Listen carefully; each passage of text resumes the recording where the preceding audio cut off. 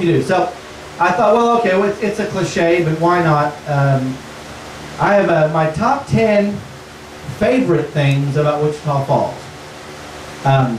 There's another list at the top 10. You can just guess what it's about. But we'll start with my top 10 favorite things about Wichita Falls. Number 10, Hershey High School. I love Hershey High School. Why? Well, for starters, it's the only high school in town that looks like the real world and not a Clay County rodeo or the lunch crowd at Pascal. Secondly, to be honest, I like it because it's not a part of the whole Rider Old High foolishness. It's just a normal high school. You don't see people losing their minds up at Hershey about anything. There's no pregame animal sacrifices, no Spirit Week vandalism, no Hatfields and McCoy's bullshit. I like Hershey because you don't go there because your great-grandparents went there, and you don't go to a Hershey football game because you're worried that your boss or your best gal pal might find out if you didn't. It's just a high school, not a high school for 40-year-olds. Number 9, the music community. It's not all mean. That was sort of a head fake. It was like a favorite thing, but it really talked about a not favorite thing. That's probably not going to happen again. Number 9, the music community. It's probably this way in a lot of cities and towns, but I love the music community in this town. From Big Blue to Red House to Bowling for Soup, although they're not huge fans of this town, to A Formal Affair, to those hipster badasses broadcasting on all frequencies, all of them. I like all these guys because they leave their troubles and their politics and their day jobs and all that shit at the stage door, and they just play music for all of us to enjoy. They are by far the greatest institution in this city. Number 8, Riverbend Nature Center. If you've never been out there or if you haven't been there in a while, you owe it to yourself to go check it out. It is seriously a first-rate facility. I can't think of another attraction in this town that can hold its own against big city competition like Riverbend can. It's not just a terrific nature center, it's also a great place for family events, parties, and even weddings. Go check it out. And no, they're not a sponsor. I actually truly love Riverbend Nature Center. Number 7, the late great Steve Clements. This is a personal one. Steve Clements was the city editor at the Times-Record News when I started there in 2000. He was the person who hired me. Sadly, he died from a brain tumor in 2001. Not only do I owe my journalism career to Steve's leap of faith when he hired me, but this entire city owes him a debt of gratitude for bringing a quality of journalism to North Texas that frankly has been missing since the day he fell ill and never came back to work. Number 6, Ladies Roller Derby.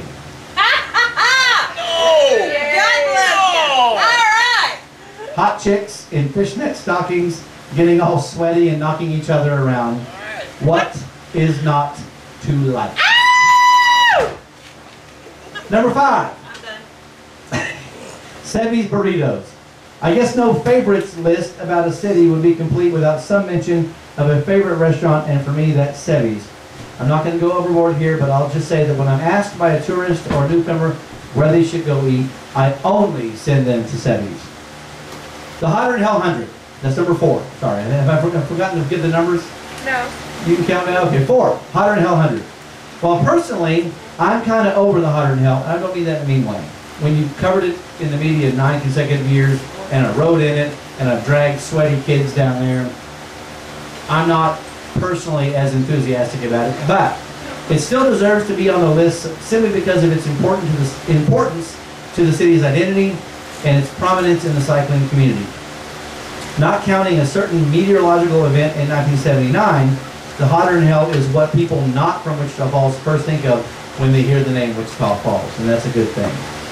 Number 3 is a tie between Falls Fest and the Red River Wine Festival. First, let me say this. I'm not one of those people who feels they have to get fired up about every freaking festival and fundraiser that happens throughout the year, but I sincerely look forward to these 2 events.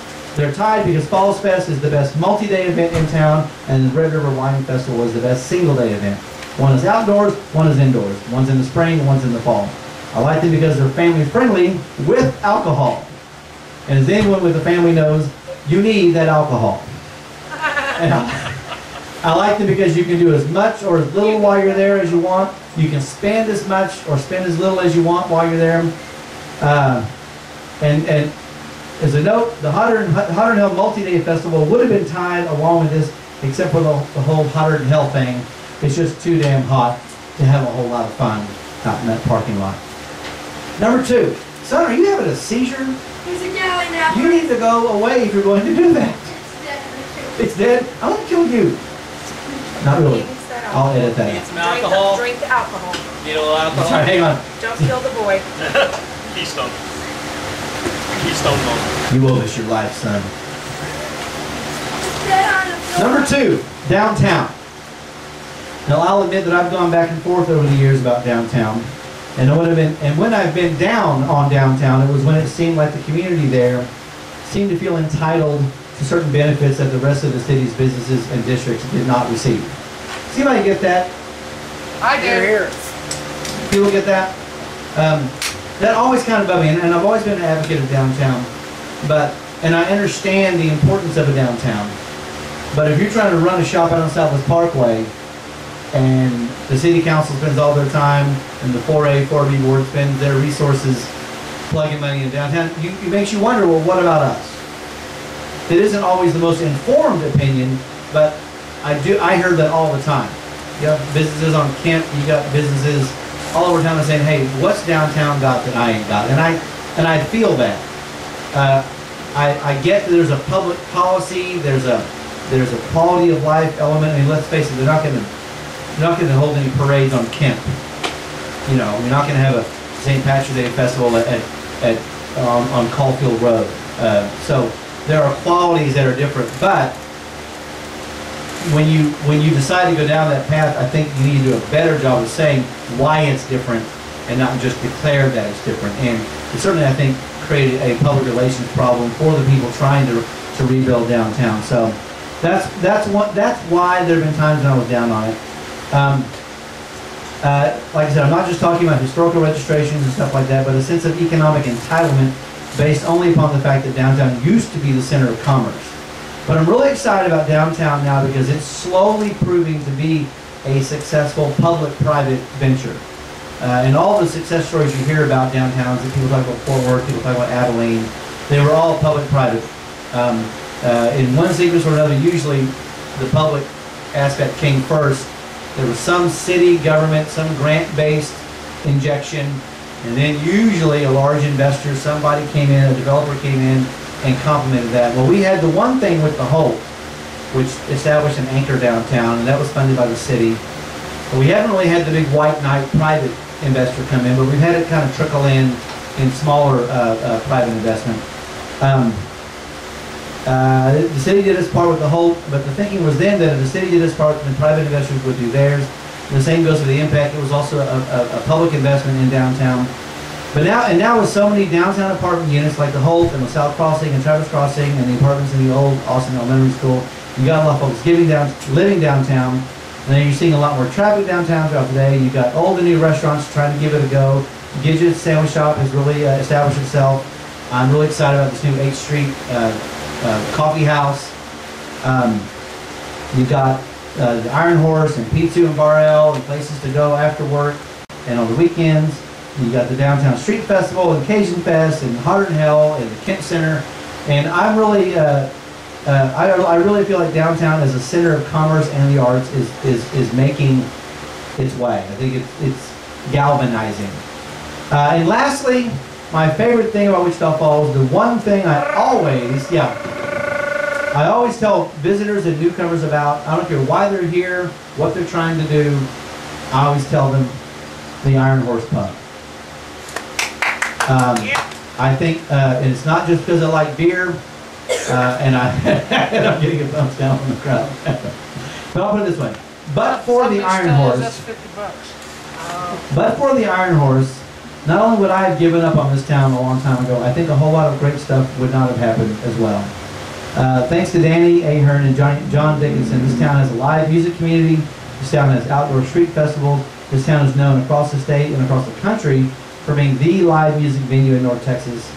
It's a safe, predictable place to go, whether it's after work on a Monday or 11 on a Saturday night. And Iron Horse is not a sponsor. I want to make that very clear. I'm close to them. They don't even know I wrote this. I wrote this at 3 o'clock today. I'm not flacking for John and Danny. No matter when you go, after happy hour or Saturday night, there's no drugs, no fighting, no dumbass cowboys looking for trouble or trying to prove to the world or just to themselves that they really truly like girls. But even more than that, it's called the drink take. Take a pause. Oh, it's really You know, you put on pants that tight and a bright flowery shirt. What am I supposed to think? But anyway. depends on who wears it. But even more than that, the Iron Horse has built a reputation for giving back to the community, and not just through its involvement with downtown revitalization. I know that every club has fundraisers and benefits, but the Iron Horse does take it to another level. And I really mean that, and not just because I like beer and like the bar and like the owners. Coming as an outsider, I really feel sincerely that the Iron Horse is almost like the sine qua non, like without which not a lot of other things don't happen. I think that they weren't a white knight because they didn't spend a lot of money, but they stuck it out. I mean, they've been doing this 11, 12 years, more than double, triple the typical bar lifespan. Would anybody add anything to this favorite list? Lucy Park. Lucy Park. They've done a lot with it. They have, you know, and it might be that I'm really not a park-going guy, so they didn't show up on my radar, and it seemed like, you know, dragging 4 kids to a park is not fun. So you did it all the time, but I'm not nice. Midwestern states had an impact on me. Now, if I want to make sure that we favorite things, most impactful things aren't the same. I know. Shepherd Air Force Base. Well, Shepherd, well, absolutely, and now that's a love thing. Yeah. well, you know, and I love the base, and of course, no one can deny the importance of its economic impact. I mean, you talk about the sine qua non. If the base were to ever be closed, we should all spend our last paycheck on the U-Haul.